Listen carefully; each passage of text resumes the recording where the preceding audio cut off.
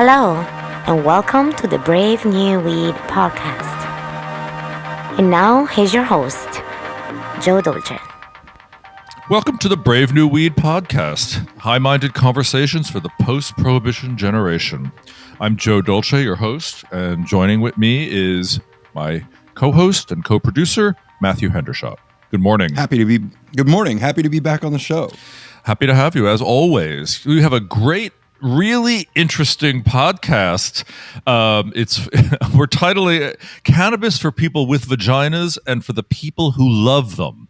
And it stars two great women. It's a cross-generational view of women's health and cannabis. One is Aliza Sherman, and she's the co-author with Dr. June Chin of a new book called Cannabis and CBD for Health and Wellness, which I can highly recommend to you.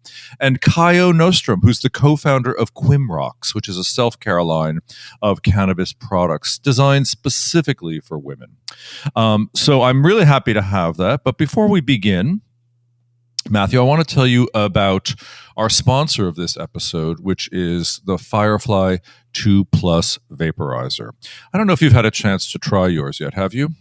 I have not. I still am waiting for it to arrive. Obviously, it takes a little bit of time here to arrive for me in Europe. Okay. But I'm after doing the editing on the last episode, our normal editor, Kyle, out on vacation. After doing the editing and also working on the bonus content video that we did, I'm thrilled. I would love. I just can't wait. Well, I've been doing my job very diligently to keep trying it. You know, it's really hard work sometimes. And I got to tell you that this device really it is like a great leap forward over the last iteration of the Firefly, which I liked just plenty. But this is so great because the flow is so easy. It heats in 3 seconds. I mean, you watch this little graphic on the machine go beep, beep, beep, and it's ready to go. And you can adjust the temperature on your phone, which I loved. You know, it was a little too low yesterday at 360, so I pumped it up to 390. And you get a beautiful flavor. You get a beautiful inhalation. You're not coughing. It doesn't harsh out on the lungs. And, you know, the funny thing is that you do get a lighter cloud on the exhale. And Firefly is very intent on this. They say that because of the technology and the way it's delivered into the lungs, you're actually absorbing more through the lungs. And that's a really interesting notion.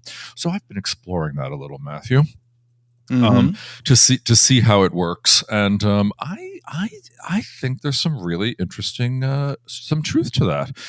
So it's been great to experiment with it, and I'm really looking forward to sort of playing more with those temperature settings to see if you can actually change the effect by heating different terpenes at different temperatures. That's a really arcane and a sort of nerd thing to be trying, but that's where my nerdiness is lying these days. So listen, I want to encourage everyone, if you don't have a vaporizer, if you're not yet a vaporizer lover, vapiocentric, you might say, this would be a good device to try. The price is really good. It's $249, so it's cheaper than the last versions of the Firefly, and I think the value is instantly accessible, instantly noticeable.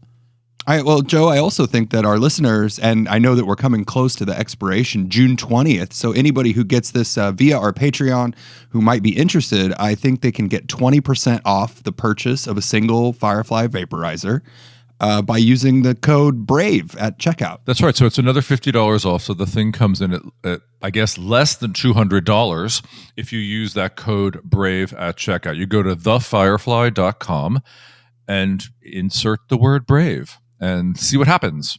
More magic should happen. So thanks again to Firefly for enabling us to be on air and helping us pay the bills and keep the lights on. It's a great thing, and we're so happy. And just because we're doing sponsoring now, I want to just say one word about this to the listeners before we kick in, which is we are selectively taking sponsors. This means we take sponsorship from companies and folks that we align with. We're not just taking every ad as our main sponsor here. So rest assured of that. And we also are still dependent on you, our Patreon supporters, to help us keep going. So if you have a few dollars that you would like to devote to the cause of the post-prohibition conversations, please feel free to drop a few of those dollars in our coffers. And you can find that on patreon.com/bravenewweed.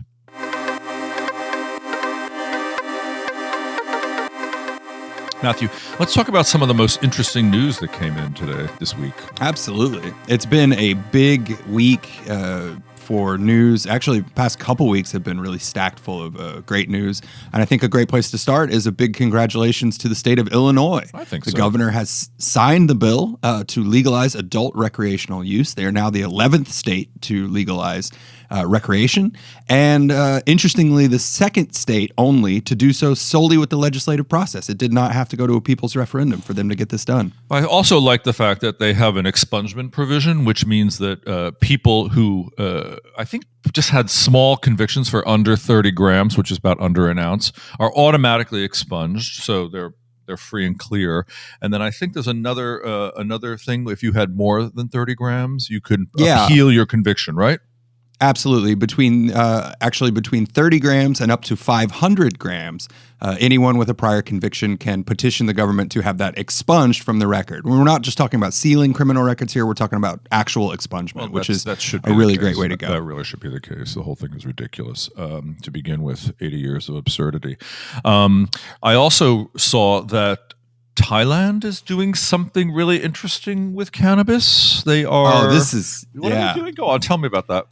This is absolutely one of my favorite stories to pop up. So the Thai government, which has been, historically very strict on cannabis and marijuana use inside its country, is actually going to take about 24 tons of seized cannabis and turn it over to producers and manufacturers that will be participating in their newly approved medical marijuana program. Good. So as this bridge gap, they recently passed a law to make medical cannabis available for several conditions.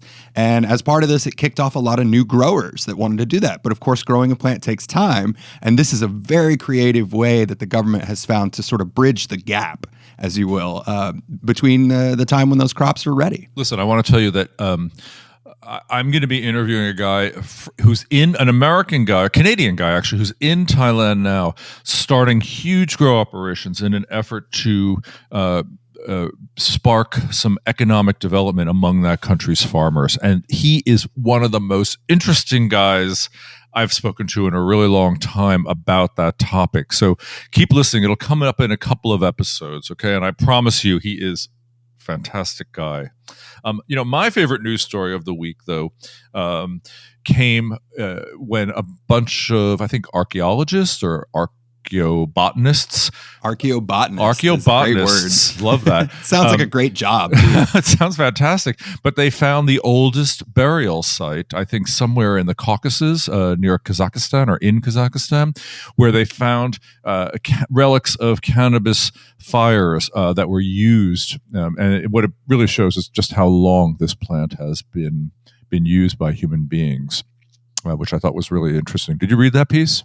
I did. It is a fascinating piece. I don't know if it's technically the oldest, because they do discuss that there were pottery shards from Japan that have been dated back to 10,000 years ago that contained cannabis seeds.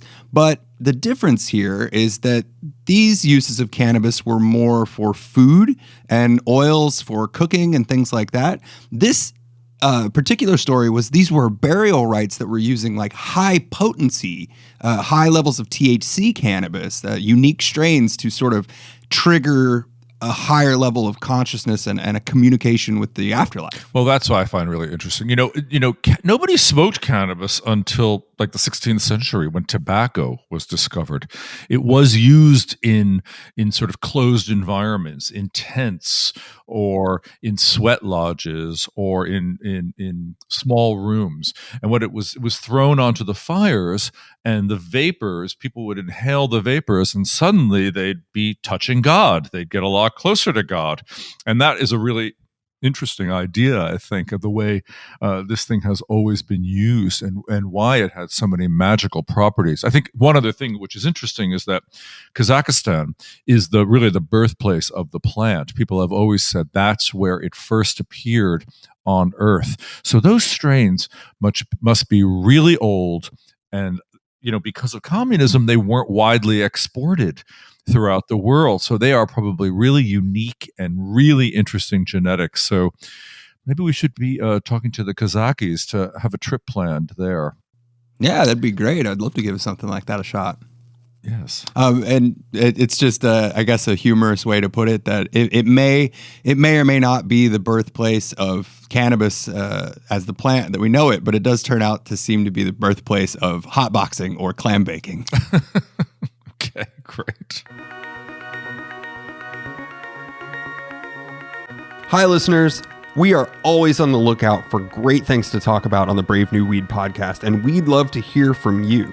You can always email us at bravenewweedcast@gmail.com with links to articles, interesting news stories, personal accounts of things that you've done, or leads on books or products that we should know about. You can always contact us at bravenewweedcast@gmail.com.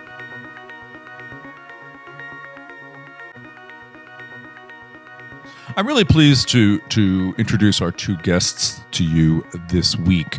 Aliza Sherman is the co-author of Cannabis and CBD for Health and Wellness, and Cyo Nystom is the founder of a company based in San Francisco called Quim Rocks, which is self-care cannabis products really for people with vaginas, and consequently the people who love them.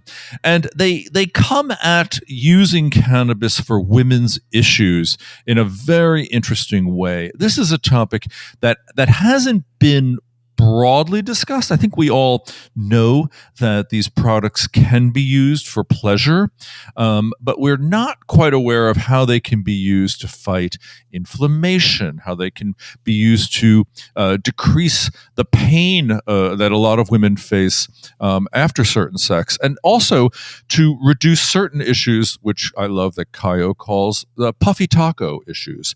And I'm not going to say more about that. I want you to listen to the episode, because if you don't know what the puffy taco is by hearing it, you will by the time you've listened to this episode of the Brave New Weed podcast with Aliza Sherman and Cyo Nystom.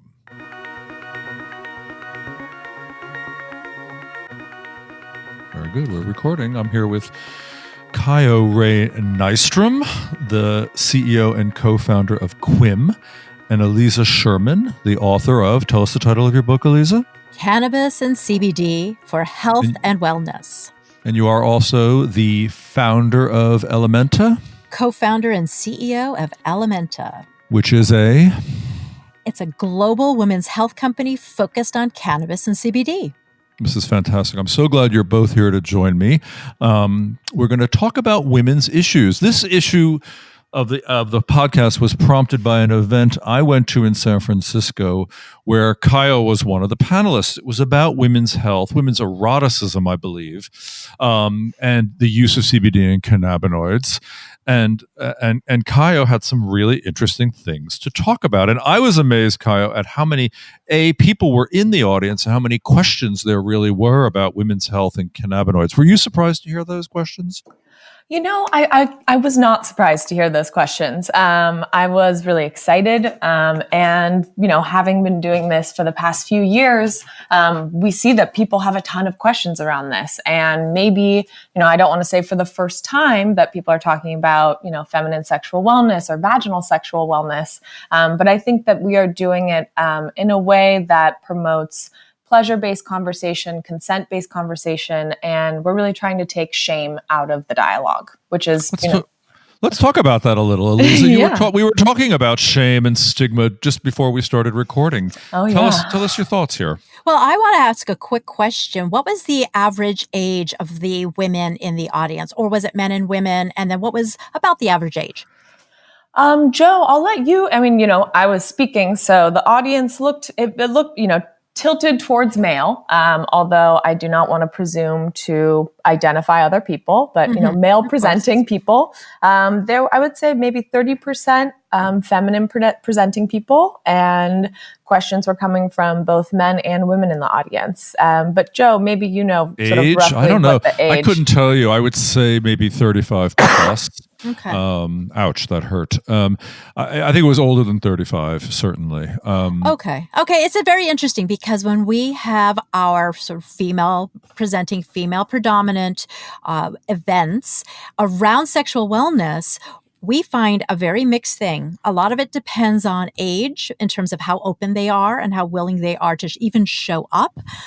And then a lot of the times they show up, but they won't ask questions. They just listen. Because the way we find it with our audience, predominantly female, is that it is a double taboo. So it's the taboo of conversations around sex. A lot of them, including myself, I'm in my early 50s, I don't talk about sex. This is very difficult for me. And then cannabis. So many women who we encounter are still on the fence about, can I talk about it? Can I obtain it legally? What is it going to do to me? Am I going to get high and be unable to function? And then now you're going to put it in my bedroom and in my bed and in my vagina? What are you talking about? So it becomes very interesting. I don't think it's one certain age or one certain anything. But we find that it's not our hot topic like we thought it would be. So to be in a room like that, and we ask that male presenting do not show up because it makes a lot of the women uncomfortable to see somebody who doesn't look like them, who may not be, they're just not comfortable. They're barely comfortable talking with other women about it. So I'm not sure how we're getting different kinds of audiences, but I find this fascinating. Well, I'm glad we are having different audiences because that makes the conversation more interesting. I mean, here's Cyo's company. It's called Quim. Cyo, tell our audience what Quim means, please. So Quim is a archaic 17th century sort of taboo word for vagina or cunt, if you will. And so, when we chose that word as the name of our company, I think that, we are part of a rich tradition of people taking back words that have been used pejoratively against them, taking back the word of your oppressor and owning it. And I think that what, our goal in doing so is to spark a conversation, around what would be so negative around calling someone a vagina. You see in our culture, kids or grown-ups, actually adults, they call each other a pussy or a cunt, in a really pejorative, derogatory way. And I think by naming our company Quim, we challenge people to say, and what is so bad about being a pussy or a cunt? A literal life-bringing organ, something that not everyone on this planet came out of, but probably the majority. I think the majority of births are still happening via vaginal birth, not cesarean section. So let's talk about how cannabis or CBD or hemp-derived CBD products work with the Quim, as it were. Like, what are your products and how do they work? Tell us a little, Cyo. Yeah, I do. Is it okay if I want to just circle back to something Aliza said that I think is really interesting about sort of the age dynamic in these conversations? But I will explain that.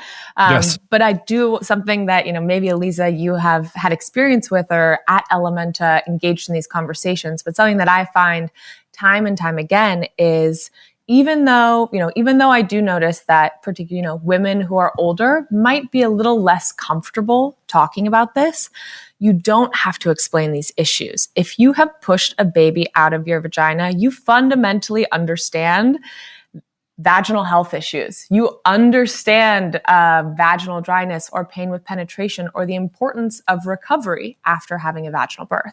Whereas when we're talking to often, a younger generation, maybe they're 25 to 30. Some of these, they're interested in enhancing their sex lives. Maybe they haven't encountered some of these vaginal health issues.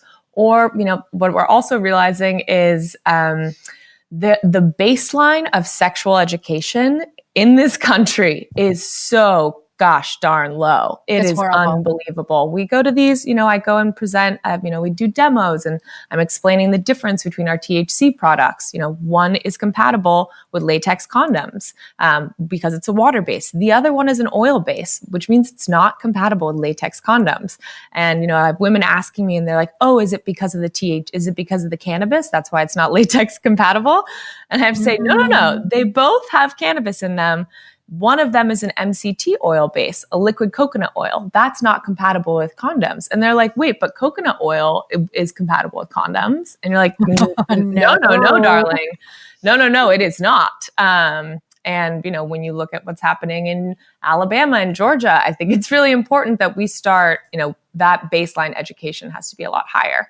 But apologies, Joe, for that small pivot. But essentially, the way Quim's products work, we have the way our THC products work are when THC is absorbed vaginally, it works as a vasodilator, meaning that it's going to increase blood flow to the area you apply the topical. So if you're going to apply our products to the outer labia, inner labia, clitoris, clitoral hood, into the vaginal canal, you're going to increase blood flow to that area, increasing natural lubrication, enhancing sensation, decreasing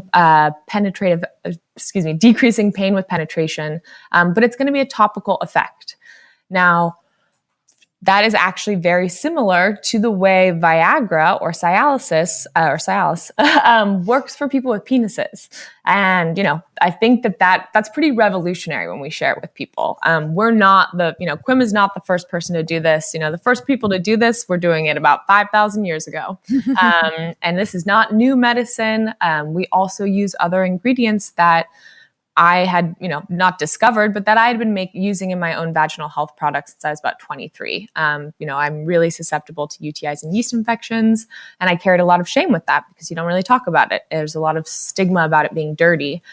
So I started making my own vaginal health products. A few years later, infused them with cannabis, and saw that, there was this opportunity to not only participate in proactive vaginal care and also enhance sexual pleasure. So with that, that's more on the THC side. That's really where we launched. That's where we started. What we found, though, was that with these, infused lubricants or infused vaginal health products, I was able, and our consumers were able to experience, sex for longer without getting sore, or experience more penetrative sex without feeling pain or discomfort on their pelvic floor, where they were able to experience a multiclimactic experience, which, for God's sake, everyone has got to try and find that at some point in their life. It's pretty cool. And what we found is that, after you're having this marathon of sex, which more and more people should be doing, because when you look at the average number, within a year, I think the number of times the average person has sex is alarmingly low. And the duration of the average partnered human sexual encounter is about 7 minutes. Now that's really great compared to chimpanzees, which is about 35 seconds, but we're not chimpanzees. So I think that there's something to be said for prioritizing that intimacy, that intimate space and sensual time. But what we found was that, after having a lot of these, marathon sex times, or even just, rowdier sex times, we were experiencing puffy taco. Puffy taco is slang for... I love that generally you don't need to explain it, because if you have a vagina, you know exactly what I'm talking about. I don't, but it made me laugh anyway. Hey, I've got one and I had never heard that term before, and I'm not exactly quite sure what it is. Well, it is. Come on, Cyo, tell us. Postcoital vaginal inflammation. And so where does CBD come into this? CBD is known to have amazing anti-inflammatory properties. So we created a post-coitus product to help with with vaginal inflammation post-coitus. It also has the additional benefits of, I think of it as an eye cream for your vagina. When you look at, I know people think it's crazy, but when you look at how much money we spend on our faces, and the fact that my face is never going to give birth to a child, and not that everyone who has a vagina has to give birth. That is a choice. That is, for some people, it's I don't think it's our purpose on earth.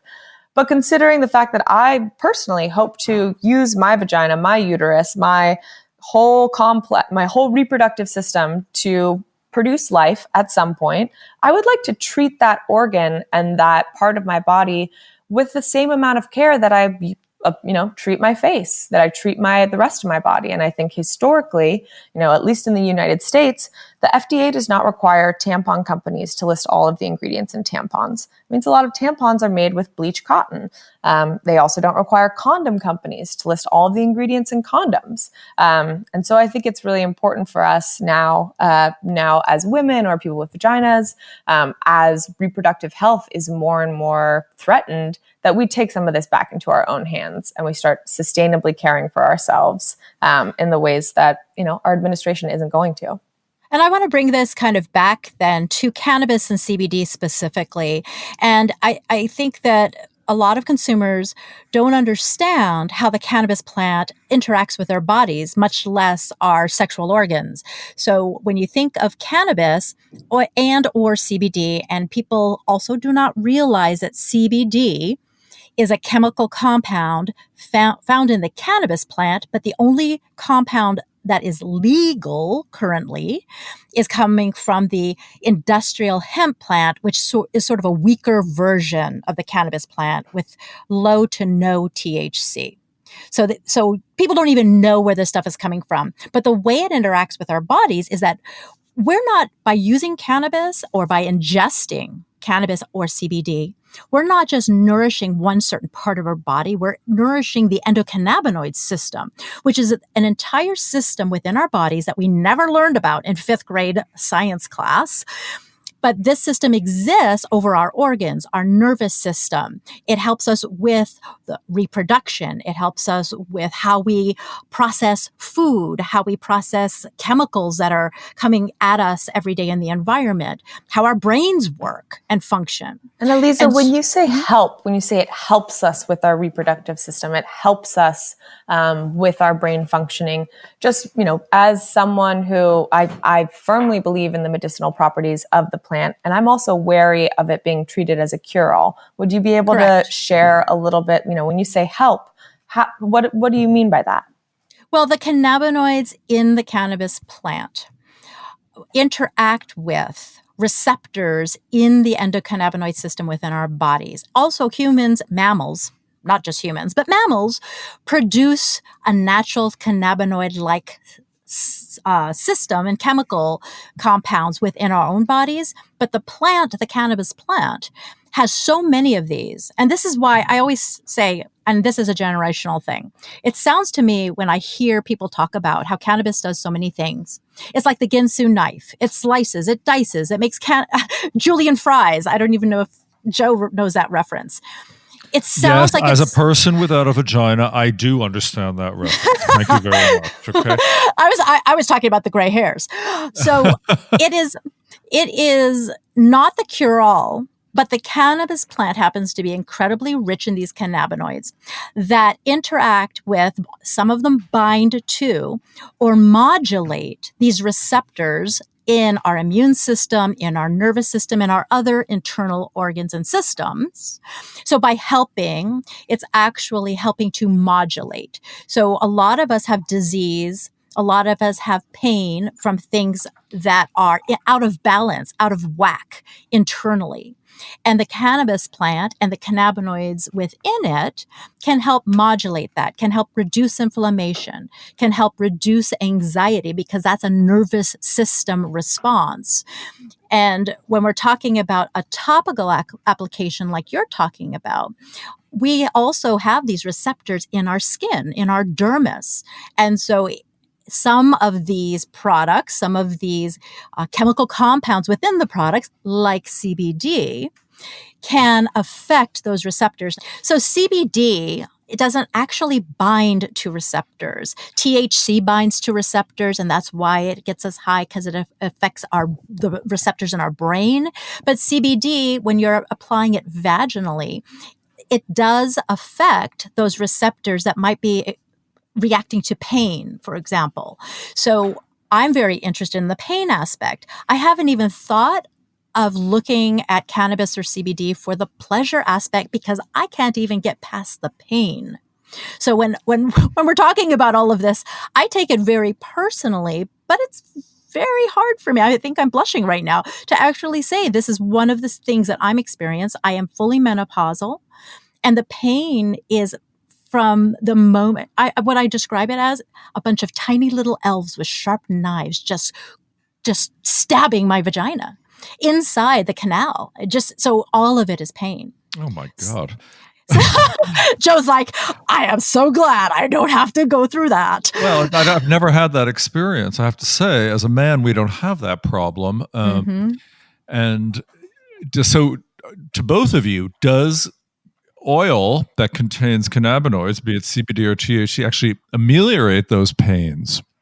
That's my question. So I can tell you from personal experience that it's the THC that it doesn't remove the pain. It doesn't make pain go away, but it changes the way you process the pain. Yes. So it seems a little bit distant. Yeah. And so it's not an immediate thing. And it's the CBD that reduces the inflammation, which can also cause the pain. So the CBD reduces the inflammation, provides some relief. The oil obviously contributes to the lubrication.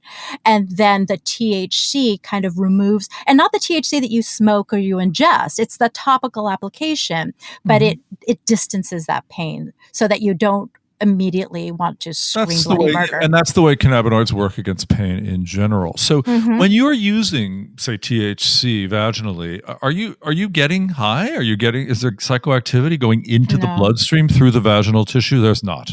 No, there's not. But what Cyo was describing about the blood rushing to it, anyone who knows about sort of the physiological changes that happens in a woman's and a man's body, but in a woman's body vaginally, is it's a rush of blood going through and then sort of this rush of release. So the more blood you can get down there, the more intense the release. So I can tell that the THC and it's not the CBD that really creates that blood rush. It does somewhat, but combined with THC, it does it better. But it's the THC that really can do that. And having more blood in your vaginal region during sexual intercourse is a plus, probably a very big plus. I do want to call out that if you are using cannabis topicals, be them CBD, hemp CBD or THC infused topicals, if you are using them in the vaginal canal, that will pass the blood-brain barrier. So I cannot say fundamentally that you will not get high. It's very unlikely. We have not seen, we've maybe seen one report in the past 3 years of someone saying, hey, I felt a little stoned. But yeah, so I just want to be clear about that because, everyone responds to cannabis differently. It depends on your metabolism, your tolerance to cannabis, how frequently you use. So I just want to be clear about that. What is a typical application? I mean, how many, I don't know how you measure this stuff, but how many milligrams of THC are you actually for applying? our THC products, we're looking at around 8 to 10 milligrams. Yeah. For our CBD. Okay. And per application, for a serving. Right? So we recommend, and that's like, let's say, depending on if it's our night moves formula or our oh yes, the serving size is a little bit different. Like how many, or the actual, how many pumps of the product you'll use, but the amount of THC that you'll be absorbing is roughly the same. Is it pumps as in pumps that you pump into your hand and then onto your correct. fingers and you? No spray bottles. I fundamentally, to be clear, I fundamentally take issue with products that condition people with vaginas to not touch their vaginas. In my opinion, spray bottles, particularly if you're trying to get a product into your vaginal canal to increase blood flow to that area, a spray bottle is not the ideal application. Similarly, I don't believe we need I don't think we need tampon applicators. I think we need a slightly lubricated tampon that makes it easier to insert and will decrease waste. That is so fascinating. And I think this could be a generational thing too, or maybe I'm just a woman with so many freaking hangups. But I like the idea of having choice. So I like the idea. And in fact, when I travel, I like the idea of traveling with my spray. It's less messy. It doesn't get everywhere. And then, but the thing you have to do is once you've sprayed it on, you have to touch and put it into your vaginal canal or spray it on your fingers and do that. But there's a little bit more to me of a neatness and convenience and portability of a spray, whereas an oil to me is more of the messy, I'm in my own bed kind of solution. So I like having both. And I've never thought of it as, oh, it's not letting me touch myself. I've thought of it as sort of a more, I guess a less messy approach. So it's interesting, the perspective. I just have to share one observation. Aliza, you grew up in the era of women's liberation. You're not a stranger. No, I did not. Did I? You most certainly did. I must have been a child at that point, wasn't I? I was a child in the 60s, and I was a teenager in the 70s. Absolutely grew up in the same era I grew up in, and you're talking about an awful lot of shame and stigma. And I have to say, like most women I know, I live in New York City, you live in Alaska, we live in different worlds, but most women I know are not ashamed at all about talking about these issues. And I'm just wondering, like where are these, who are these people? What have they not read? Did they never hear of Gloria Steinem? Did they never participate in women's liberation? I don't understand. Well, I did. So I definitely did not. I did not even discover Gloria Steinem or Ms. Magazine until I was in my late 20s. And I read it only because it said on the cover, a magazine for women without advertising. I thought, well, that's interesting. I didn't understand any of this. I was working in the music business. I was working for Metallica and Def Leppard during the heavy metal days, which was the heyday of the misogyny, like flat out there on record label, record covers. Remember record album Those covers? Those still exist. And no, I was, well, they've been brought back. Yes, it's very retro. But the whole world that I was in, think about it. It has nothing to do with politics or an overall one-size-fits-all societal cultural experience. It has to do with how you were brought up in your home. It has to do with the circle of friends that you were surrounded with at the time. And I never, ever, ever heard about feminism until my late 20s. And even when I read about it, reading about it doesn't always create a new attitude or environment. It didn't lead me to go to women's lib events. I was in the heavy metal business. I was surrounded by guys who treated women like dirt. So I did not actually feel that until I left the music business and ran a nonprofit on domestic violence awareness and became increasingly aware of what had transpired. So not every woman is exposed. And I lived in New York City for 13 years. So I discovered Ms. Magazine in New York City. I ran the nonprofit on domestic violence awareness in New York City. And still, my friends, none of us talked about sex at all. Wow. It wasn't until my 30s that I had a group of friends and we called ourselves the Sex and the City Gals because we would sit around, drink cocktails and talk about sex. And it was the first time I had experienced that really in my entire life. So at your Ellementa meetings, do you sit around and take cannabis products and talk about sex? Are you consuming? We do not. We are fully and totally non-consuming, non-consumption events because we are legal. I like to say anywhere cannabis is legal doesn't matter. We are legal where we are allowed to educate women and have freedom of speech. So as long as you have freedom of speech and as long as you're allowed to educate women, which is not every part of the world, but as long as you have those two factors, Ellementa is legal because we do not consume.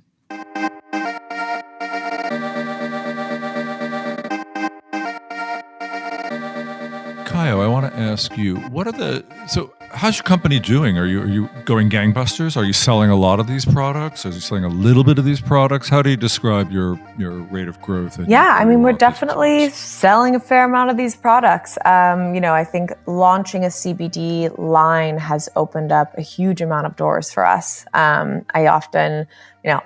think that CBD is a gateway drug to THC. I firmly believe in the entourage effect of the full, all of the cannabinoids working together. I think our understanding of the cannabis plant and the endocannabinoid system and how, CBN or CBG or THCA works are still pretty limited. That being said, launching a hemp-derived CBD product has opened up a lot of doors to mainstream retailers. We are launching in Urban Outfitters. We're in talks with Barney's. You can buy Yeah, Wow, super exciting. great. I loved Urban Outfitters as That's a kid, great. and now thinking that, that Oh, these products yeah. are going to be available online everywhere, throughout the US, and like launching in a number of stores with the potential to get into another 50 stores. We're also in every Good Vibrations and Babeland shop. And the rate at which they're placing, reorders, the rate at which they're moving through this product is really exciting to me. And I think especially because, when we launched a CBD product, we knew it wasn't going to have the same stimulating sort of vasodilating effects as our THC products. And yet what we found is that having products that are designed for merely vaginal care, for an eye cream for your vagina, a post-coitus product, a vaginal moisturizer, these are products that people want. And, regardless of your level of comfort in talking about your own vagina, this is something you can do in private and never talk to anyone about. But, what we're seeing is, since we launched that product, we actually got, a relatively well-known adult entertainer completely organically tweeted, I just have to say, I don't know what I would do without my Happy Clam Everyday Oil. I've been on set all weekend. I rode a fucking machine. I did a number of BDSM scenes, and my vagina feels great, smells great, tastes great, no inflammation, and no, they're not paying me. And it was like, it's like, that's like getting Come on, what did you pay her? How much did you pay her? But that's like Michael Phelps saying it's like Michael Phelps being like, this is the best Speedo. No, he's like, or like, this is the best, Epsom salts that like help me stay on my game. Like having a porn star say, not that, or and I don't always like to use the word porn star because I think it's pretty stigmatized. Having an adult entertainer say, this product is amazing for keeping my vagina like in good health, and my vagina is my business. So to us, I think that, I would say we are entering a pretty exciting growth phase. And we are actually working on launching a hemp CBD lube, which I've actually we've been doing R&D on. And I'm really, really excited about that as someone who does experience pain in the pelvic floor, does experience pain with penetration.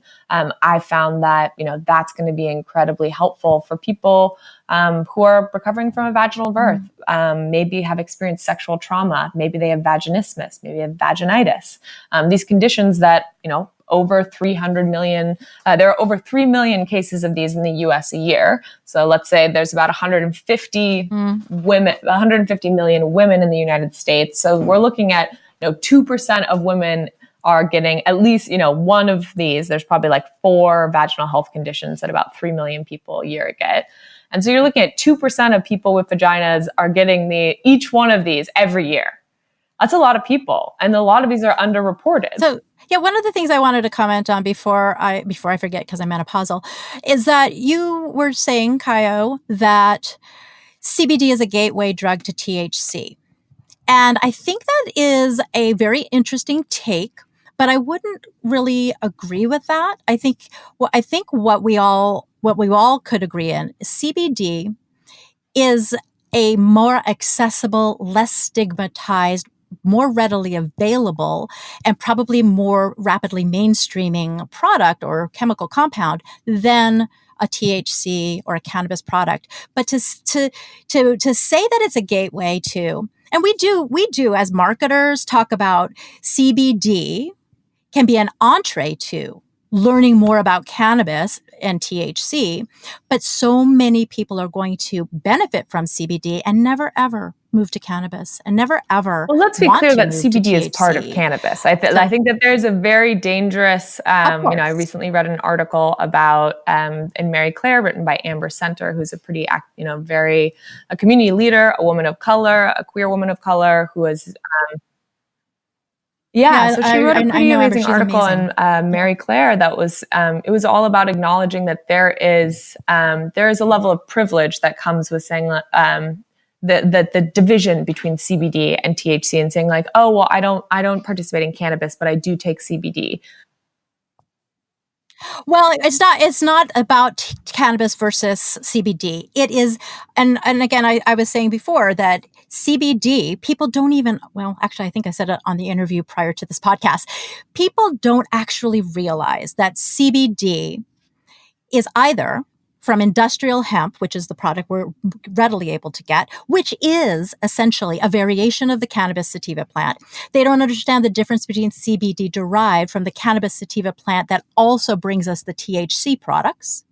So they're not even understanding that much. So education, I think, is really clear. I'm not saying that CBD is not a wonderful way of being introduced to the richness of the cannabis plant.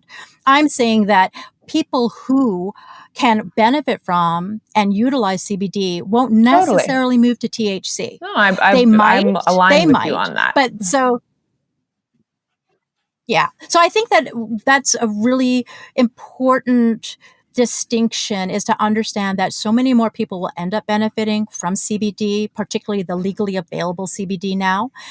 Even the women that we serve often are uncomfortable going into a dispensary to get the other CBD product, the full spectrum CBD with all the other cannabinoids, even though it's low THC, because they have to walk into a dispensary.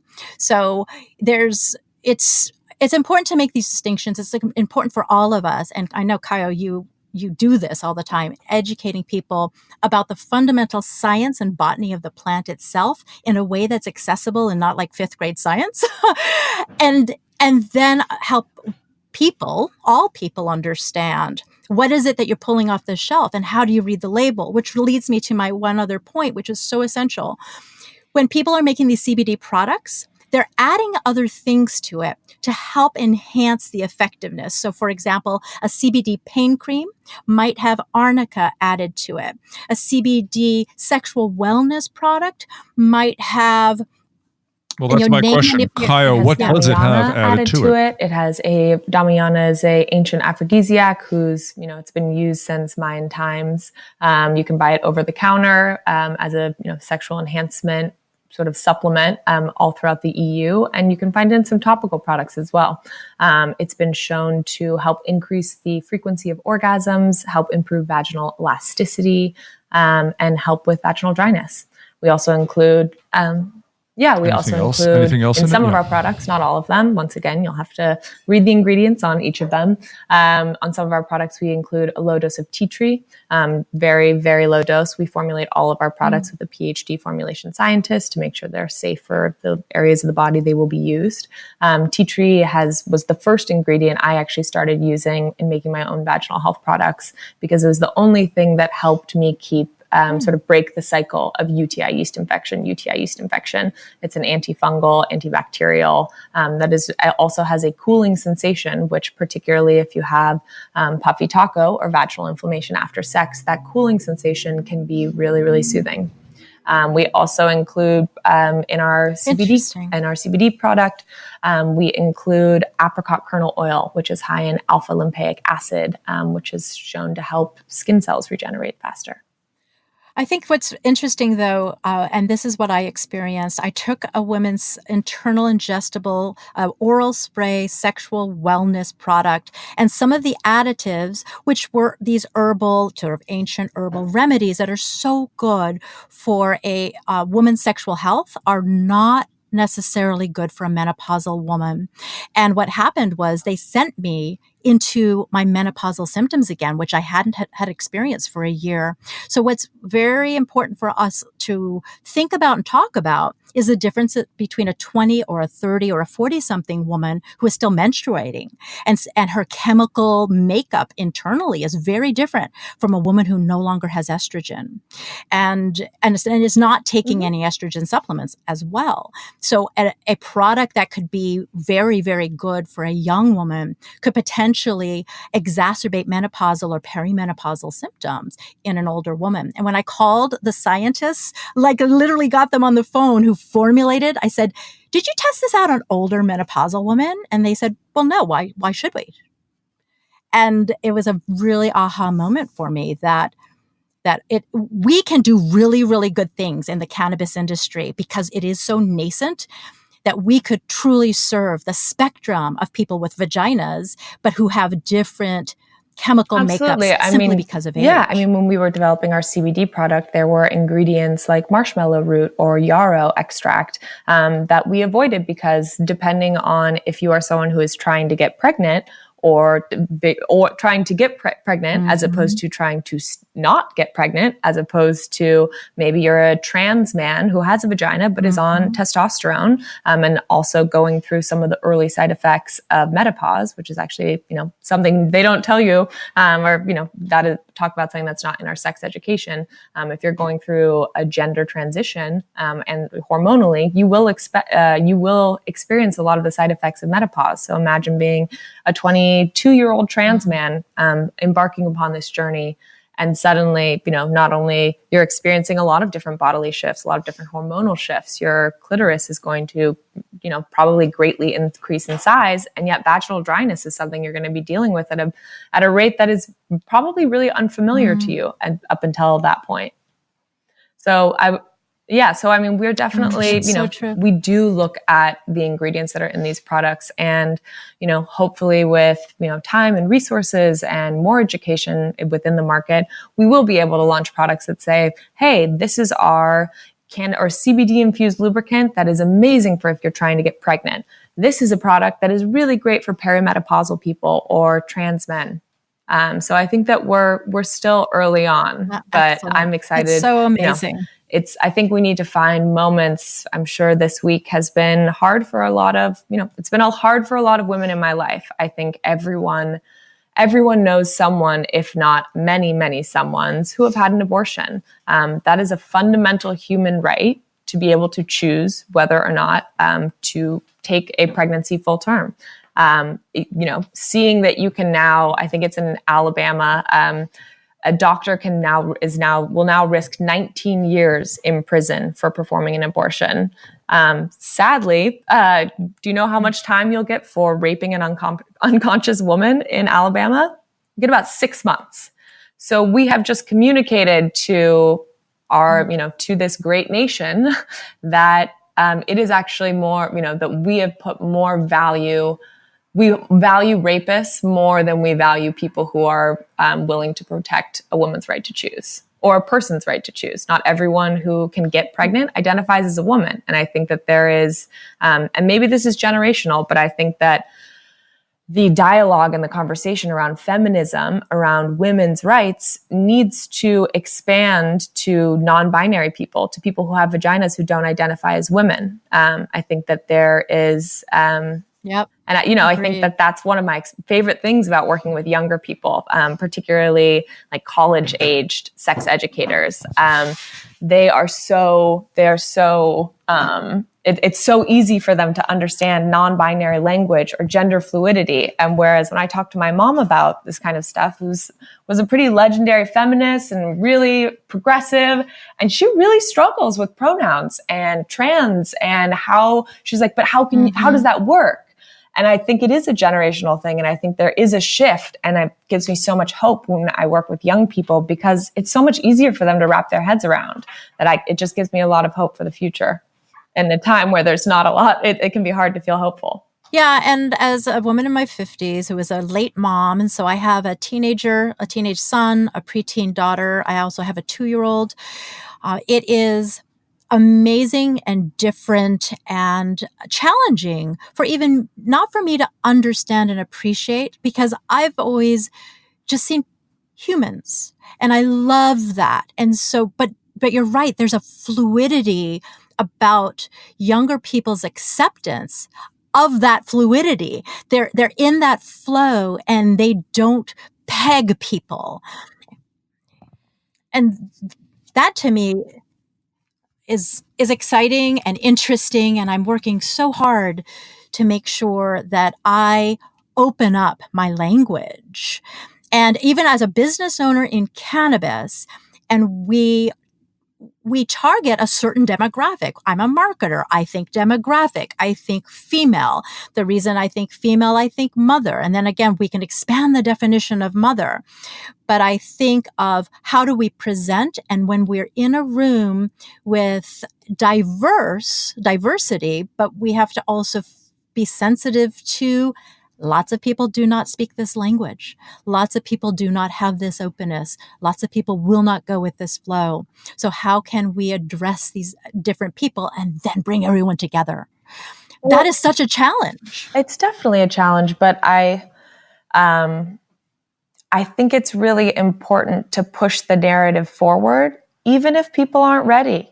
If I had waited, I can't tell you how many times, in raising money and taking meetings with VC firms and primarily, white men, and talking to them. I can't tell you how many times I've been told I'm crazy, or this is a niche within a niche, or, just the world isn't ready for this yet. And my response is, if we wait for the world to be ready, we're still living. Nothing will happen. We're still living in a slave state. The industrialized prison system is a modern form of slavery. Like, I firmly believe that, but I think that we can't wait for older generations or even younger generations to get comfortable with the language. We have to move. I think you have to push forward in a way that is empathetic and shame-free and invites other people to join the conversation, even if it makes them uncomfortable. But I think we need to let go of this idea that people will get comfortable. No one is going to get comfortable. Part of progress is becoming comfortable being uncomfortable. People have reached out to us a number of times and said, "Hey, I found the way you talked about this to be trans exclusionary." That I have two options when I do that. I can get defensive and indignant and say, "I'm just doing the best I can. I'm really stressed." And, I'm just or I can say, "Thank you so much for bringing this to me personally," as opposed to participating in call out culture, instead of putting us on blast and giving me the opportunity to listen to you and then do better.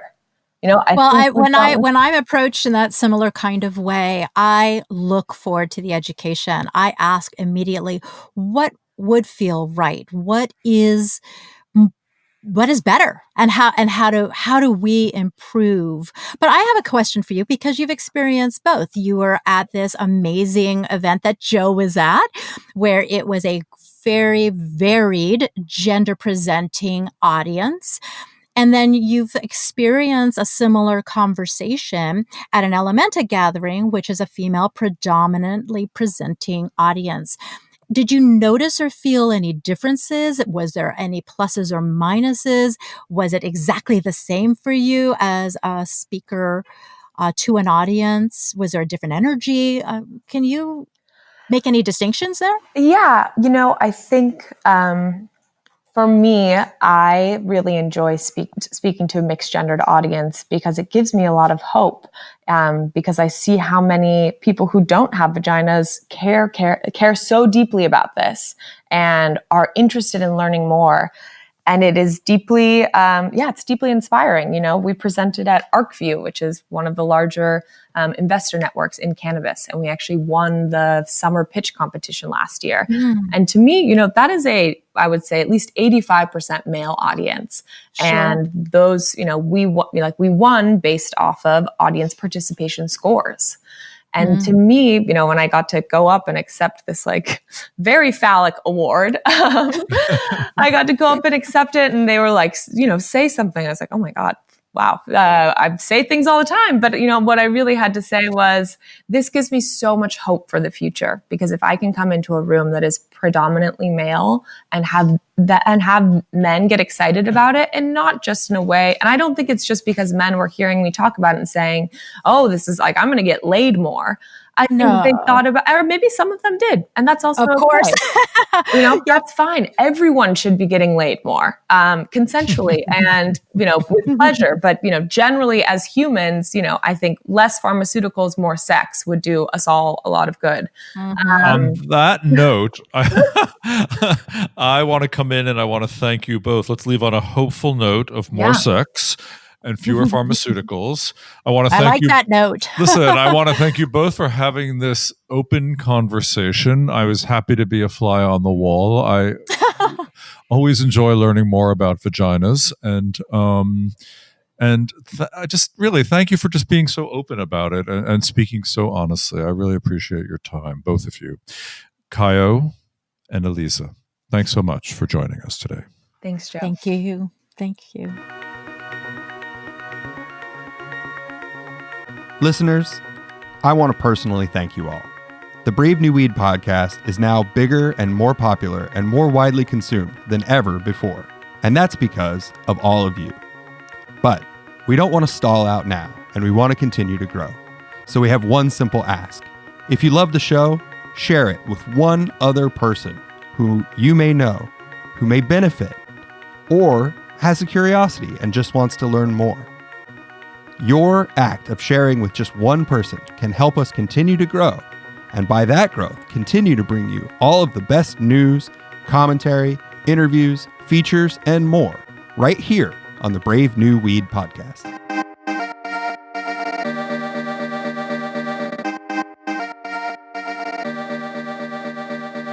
Joe, I'm really happy that we were able to put this interview together as part of this episode. I think that the important thing to note is that it's not just speaking to women. I think that this is important for men to understand and learn about these things as well, so that we can, in general, be better partners to the women in our lives. And the more that we know, and I guess a way that I would like to say it is, we've talked before on the show about how cannabis can trigger empathy and a little bit better understanding of how other people feel. And it's great to know that the plant also has the ability to, once we recognize those issues and have some empathy and understanding of what other people's conditions might be, it also has a way to help out and assist in some of those conditions as well. Also, listen, let's just talk about how right on these women are. I mean, anybody like Cyo who says,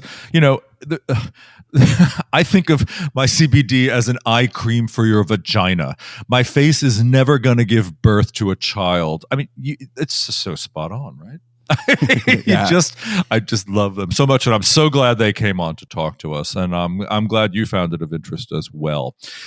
Again, I really want to thank our sponsor, the Firefly, and their new device, the Firefly 2 Plus, for enabling this episode to happen. And I'm going to remind you, if you haven't yet done so, you can go to thefirefly.com and check out their new product. And if you're a supporter of this podcast and you happen to get this episode before the 20th of June, you can use that code BRAVE to get a 20% additional discount on the new product. I promise you, it's a really a great cannabis experience to use it.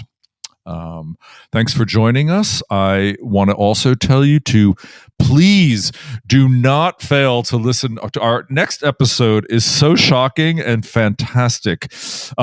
It's it's about Christians and cannabis, and it's an interview with a guy named Craig Gross, a fantastic preacher.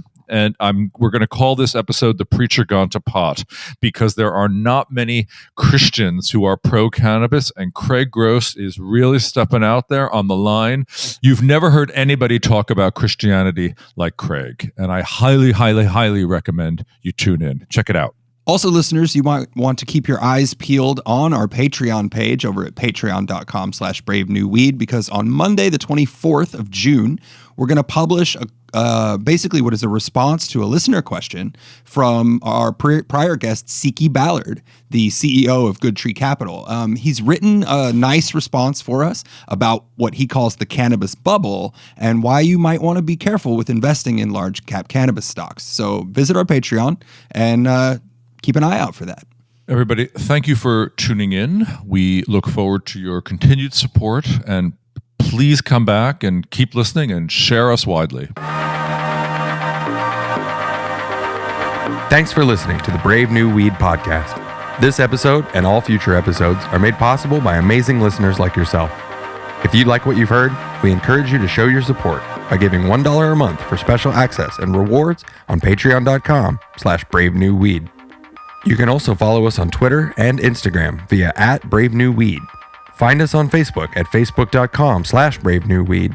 And remember, you can always find more information about us or information discussed in each episode by pointing your favorite browser to bravenewweed.com.